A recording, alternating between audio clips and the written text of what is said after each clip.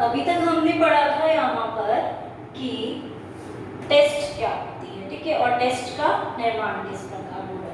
Next हम पढ़ेंगे mental के बारे में। दैट मीन्स इसे हम प्रवाह भी बोलते हैं या फिर बॉडी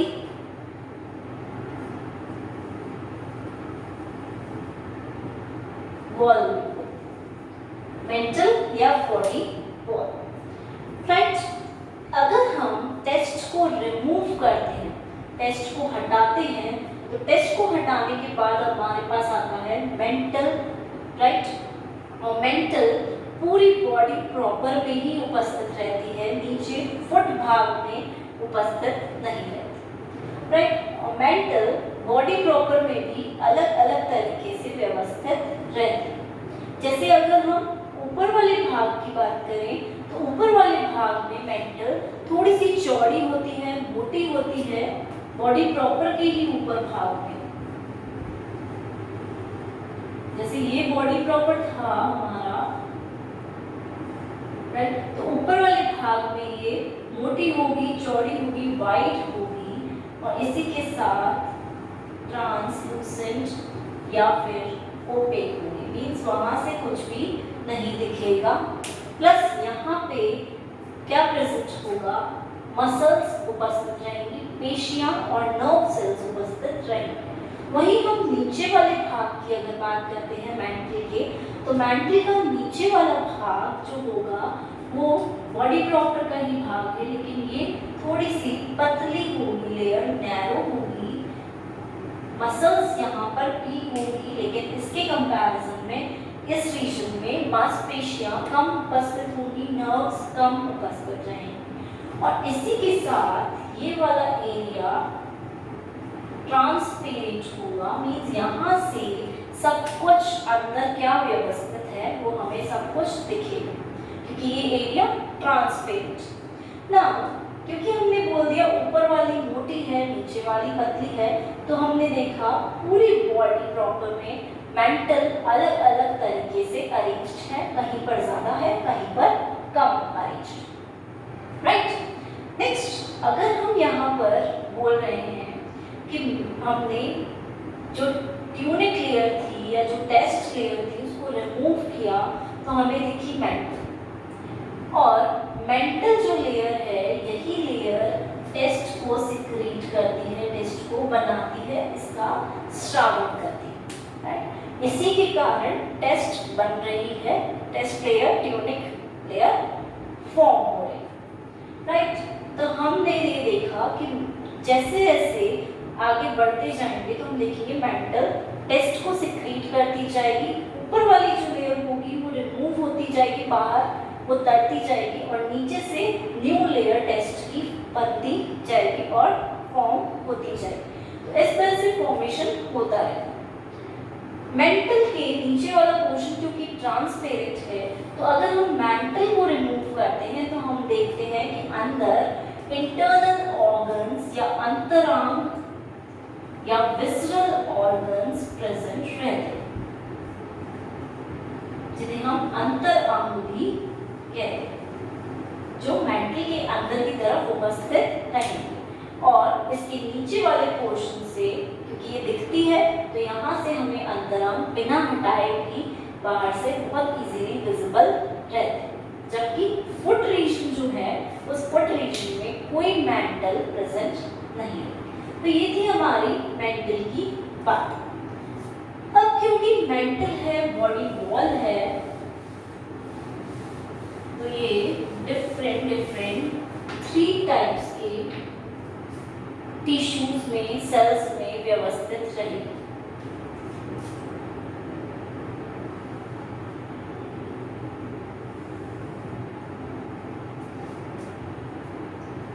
एक है आउटर एपिडर्मिस, बीच वाली मेसेंकाइम,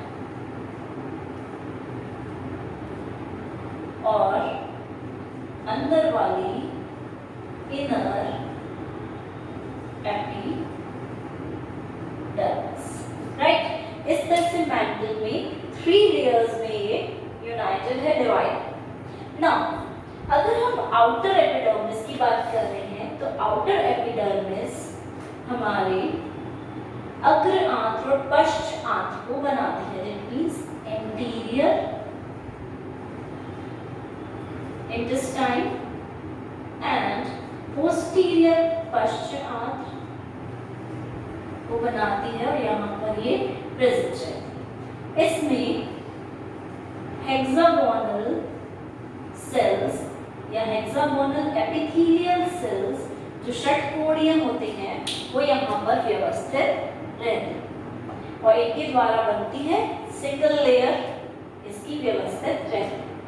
मेसेनकाइम की बात करेंगे तो इन दोनों के बीच में व्यवस्थित रहेगी मेसेनकाइम लेयर, इसलिए यहाँ पर हम डिफरेंट टाइप के नर्व सेल्स और मसल लेयर्स का जो डिस्ट्रीब्यूशन होता है वो हम यहाँ पर ऑब्जर्व करते हैं। जैसे अगर हम बात करें 3 टाइप की मसल लेयर्स यहाँ पर प्रेजेंट है, क्योंकि नर्व्स भी प्रेजेंट रहेगी यहाँ पर, मेसेनकाइम बीच वाला पोर्शन है तो सारे सेंस जो भी होंगे सेंसेस वो भी यहाँ तक आएंगे। अब क्योंकि हम मसल्स मांसपेशियों की बात करते हैं तो एन्युलर मसल्स या हम बोल सकते हैं वृत्ताकार मसल्स यहाँ पर व्यवस्थित रहती है। वृत्ताकार मसल्स कहाँ पर रहेगी? जो हमारे साइफन है, ब्रैंकियल एंड एट्रियल साइफन, वहाँ पर ये बिल्कुल गोल आकार में मसल्स मेसेनकाइम लेयर के अंदर एम्बेडेड होकर व्यवस्थित रहती है। वहीं सेकेंड टाइप की मसल्स होती हैं लॉन्गिट्यूडिनल मसल्स, अनुदैर्ध्य मसल्स। ये मसल्स व्यवस्थित रहती हैं हमारे साइफन से नीचे की तरफ, इस लंबी है, लंबी आड़ी आती हुई बिल्कुल खड़ी शेप में लॉन्गिट्यूडिनल वे में अरेंज रहेगी दोनों साइफन से कनेक्टेड। एंड थर्ड टाइप की हमारी मसल्स आती हैं ब्रैंकियो एट्रियल मसल्स,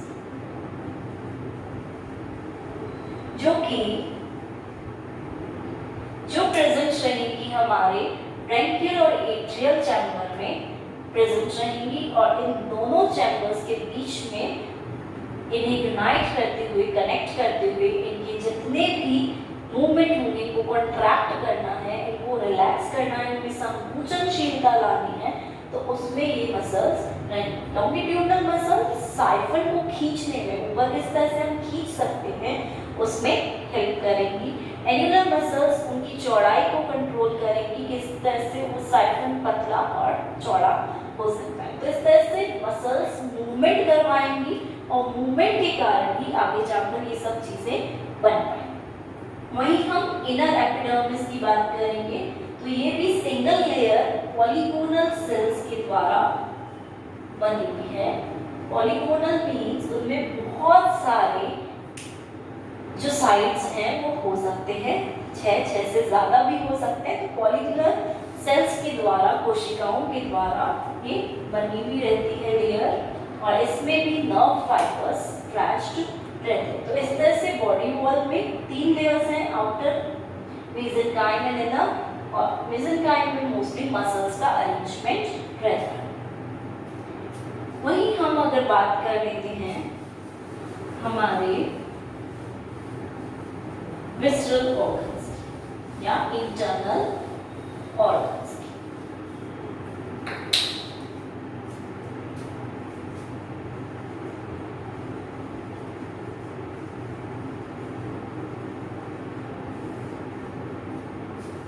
मेंटल को हटाते ही इंटरनल ऑर्गन्स हमें दिखेंगे। इंटरनल ऑर्गन्स लेफ्ट और राइट साइड में हमें डिफरेंट दिख सकते हैं। ये हम लेफ्ट साइड की बात कर रहे हैं, यहाँ हम राइट साइड की बात कर रहे हैं, सपोज, राइट। तो यहाँ पर हम देखेंगे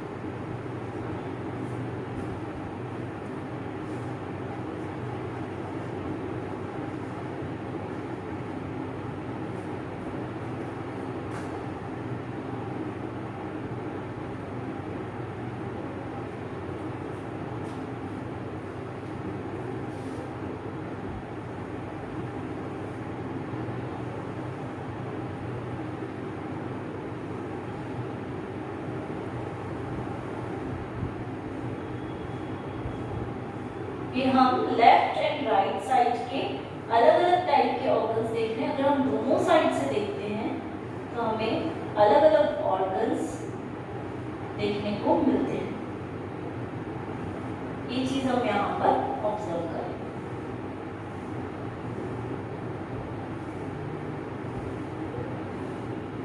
क्योंकि दोनों साइड्स हमने बनाई थी जैसे, तो वो अलग अलग हमें दिखाई दे रही थी। कोई डॉर्सल थी, कोई एंटीरियर थी, कोई वेंट्रल थी एंड कोई पोस्टीरियर थी।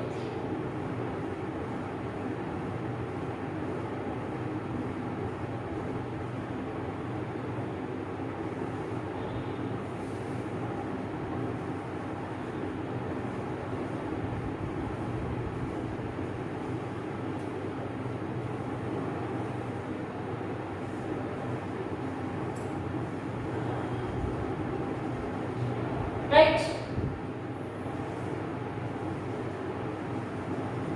ये है बाईं तरफ और वो है दाईं तरफ।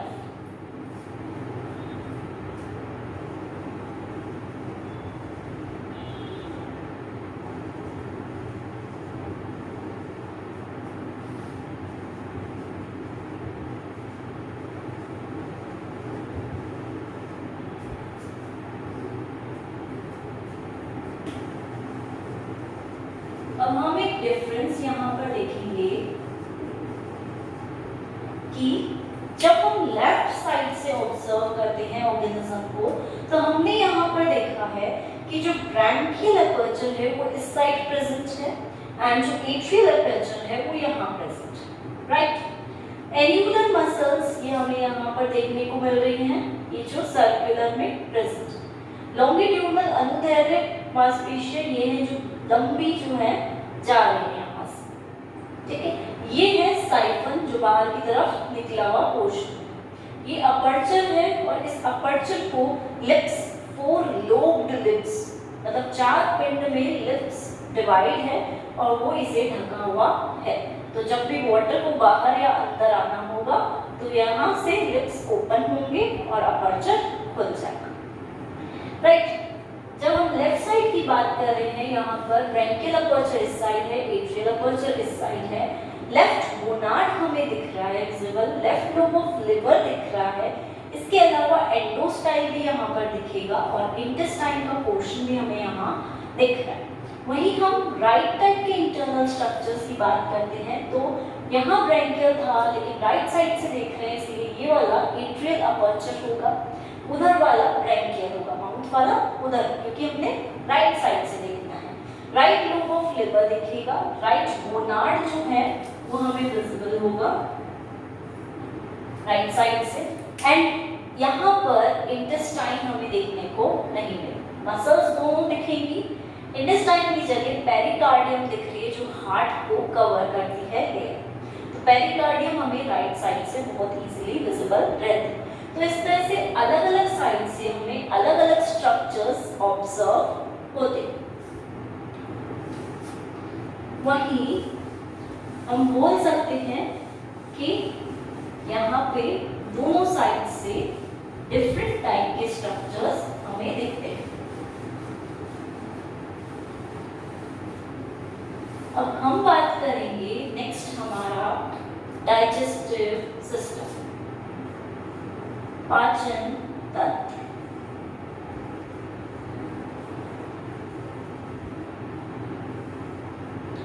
एक बार हम डायग्रामेटिकली देख लेते हैं कि किस तरह से पाचन तंत्र हमारा अरेंज है।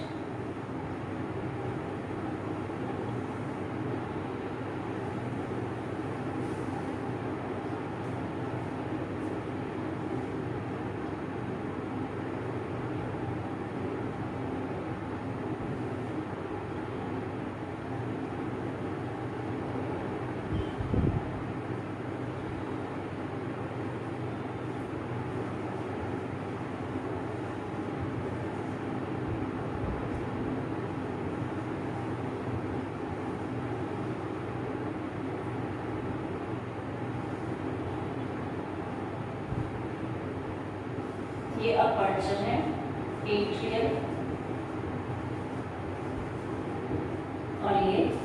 ब्रैंकियल। राइट, ये ब्रैंकियल स्फिंक्टर, एट्रियल स्फिंक्टर्स यहाँ पर प्रेजेंट है, जो ओपनिंग और क्लोजिंग में एक तरह से हेल्प करें।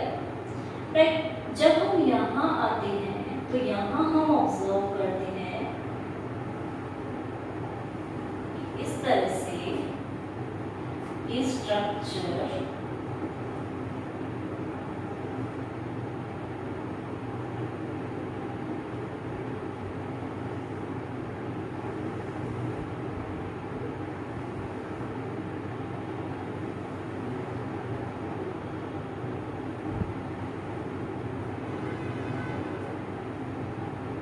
यहाँ पर प्रेजेंट रहता है।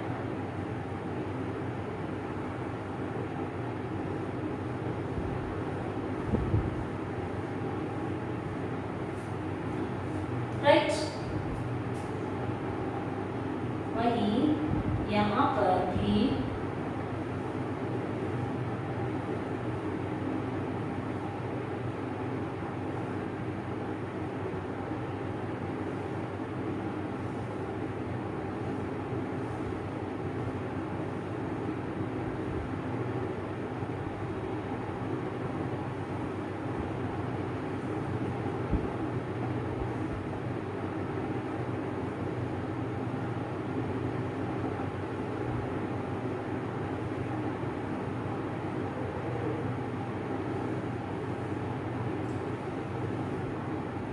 डिफरेंट स्टिग्मेटास अरेंज्ड रहते हैं, इन्हें हम बोलते हैं स्टिग्मेटा।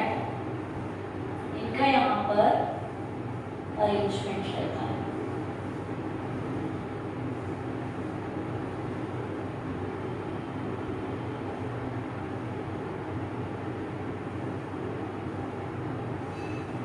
ठीक है,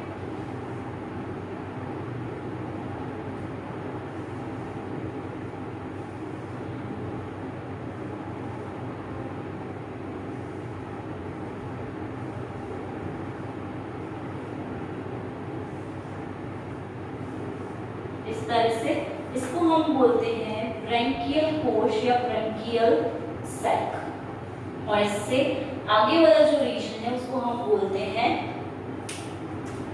प्री या पेरी ब्रैंकियल रीजन।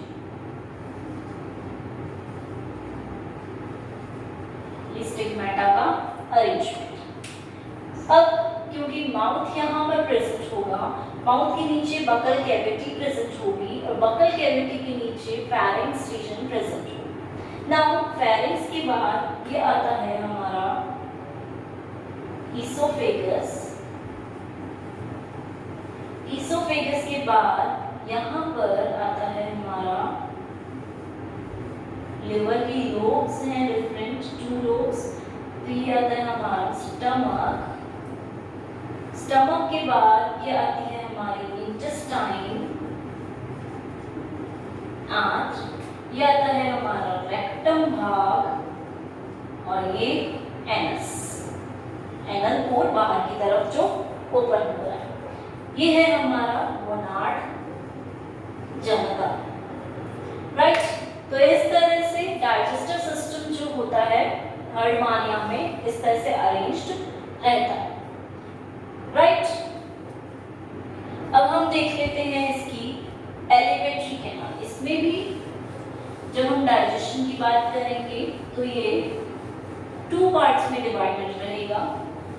पहला पार्ट या पहला भाग है एलिमेंट्री कैनाल या आहार नाल और दूसरा भाग होगा डाइजेस्टिव ग्लैंड्स या फिर हम जिन्हें बोलते हैं जो एंजाइम्स को सिक्रीट करते हैं। राइट, तो सबसे पहले हम बात कर लेते हैं एलिमेंट्री कैनाल की। एलिमेंट्री कैनाल जो कि आहार नाल होती है। आहार नाल में सबसे पहला पॉइंट हमारा आता है माउथ या फिर मुख। राइट, अब मुख कहाँ प्रेजेंट होगा? जस्ट अपर्चर के नीचे की तरफ प्रेजेंट होगा और 4 लोब्ड होठ के द्वारा ये कवर्ड रहेगा। 4 लोब्ड लिप्स कवर्ड, राइट। क्योंकि जस्ट नीचे माउथ है, ब्रैंकियल अपर्चर की तरफ है, तो ब्रैंकियल अपर्चर की तरफ नीचे की तरफ वहां से ही वाटर अंदर एंटर करे, या कोई भी फूड अगर वो ले रहा है तो उसी पोर्शन से वो एंटर करे। नेक्स्ट हम बात करते हैं बकल कैविटी, जिसे हम बोल सकते हैं मुख गुहा। बकल कैविटी माउथ के जस्ट नीचे वाले भाग में उपस्थित रहेगी, और नीचे वाले भाग में हम ऑब्जर्व करेंगे कि मुख गुहा में कुछ स्पर्शक उपस्थित होते हैं, जिन्हें हम बोलते हैं टेंटेकल्स, राइट। ये टेंटेकल्स वहां पे उपस्थित रहते हैं और छलनी की तरह, छलनी के प्रकार कार्य करके भोजन को आगे ले जाने में हेल्प करें। मीन्स छोटा जो होगा, छोटे कण जो होंगे वही आगे जा पाएंगे। तो यहाँ पर टेंटिकल्स 64 नंबर में प्रेजेंट रहते हैं, राइट। जैसे हम बोल सकते हैं कि 8 जो हैं ये बड़े होंगे, मतलब इनका साइज बड़ा होगा, लार्ज होंगे। 8 टेंटिकल्स मीडियम होंगे जो अरेंज्ड हैं। इसके अलावा 16 स्मॉल होंगे, 16 टेंटिकल्स, एंड 32 टेंटिकल्स ऐसे होंगे जो वेरी स्मॉल में प्रेजेंट होंगे। ये टेंटिकल्स वहाँ पर अरेंज रहेंगे, स्फिंक्टर्स भी वहाँ प्रेजेंट रहेंगे, और इन टेंटिकल्स की हेल्प से फूड आगे की तरफ मूवमेंट कर पाएंगे, राइट। अब हम बात करते हैं थर्ड पार्ट की। जो थर्ड पार्ट आता है हमारा वो है फेरिंक्स भाग,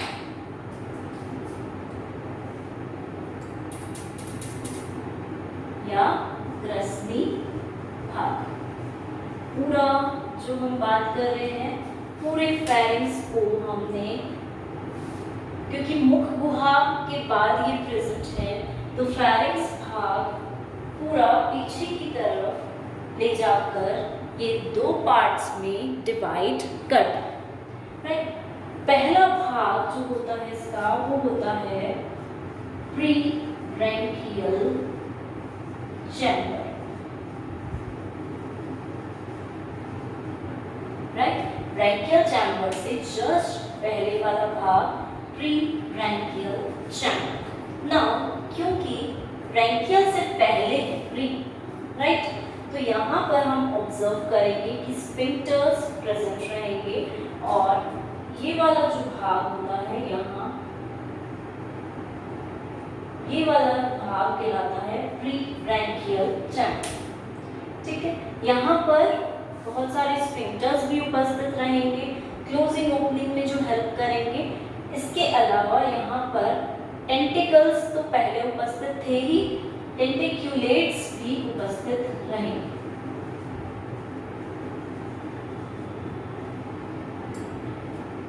राइट। अब नेक्स्ट भाग की हम बात करेंगे जिसे हम बोलते हैं ब्रैंकियल सैक या ब्रैंकियल कोश।